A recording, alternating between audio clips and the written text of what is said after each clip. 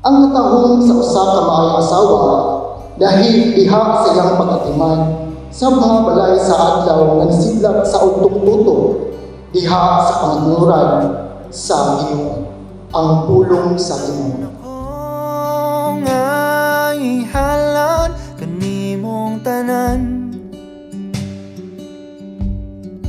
andam na ko nga magkuyong tas Hi tol, salamat sa imong pagkamaayo nga nadawat ko nimo. Gikan sa tuang pagkita sa Davao, pagtrabaho, dito na una nagkita.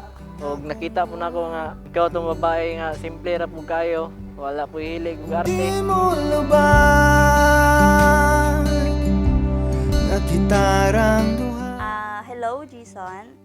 Today is our 8 years anniversary as a boyfriend and girlfriend.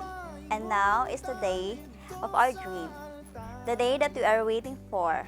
I would like to thank you, Tol Jason, for everything that you have done, for all the love and sacrifice. Mahal, ang gugma mo kaniyang magpabiling kahayang lining mga mata. Nagustuhan ako siya, simple lang pagkababae, way daghang arte, way mga unsa ba na pagkatumboyon, mamboy isa akong gusto pod. Okay lang po yung batasan, usahay po di masabtan. Ana gyud ang babae. Salamat. Way katungkaran. I'm very much thankful to God that He gave me a man that's super understanding and loyal. O wala ko'y laing pangitaon pa, o ikaw lang jud ang lalaki sa akong mata. Diba, Char? Kay kita kauban, guniti ang akong kamot, paingon ta dito sa altar.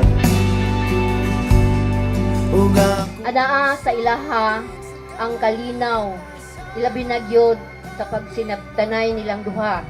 Kung unsa man gani ang mga kamalian sa isa, sa usag-usa, mangayo lang gyud og pasaylo. magpabiling kahayang lining mga mata.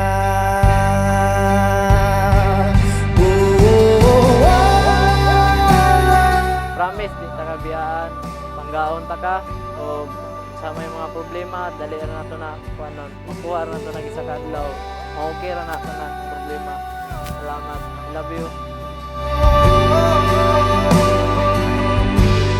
From this forward, I promise to you and to God that I will love you and continue na pilion ka adlaw-adlaw.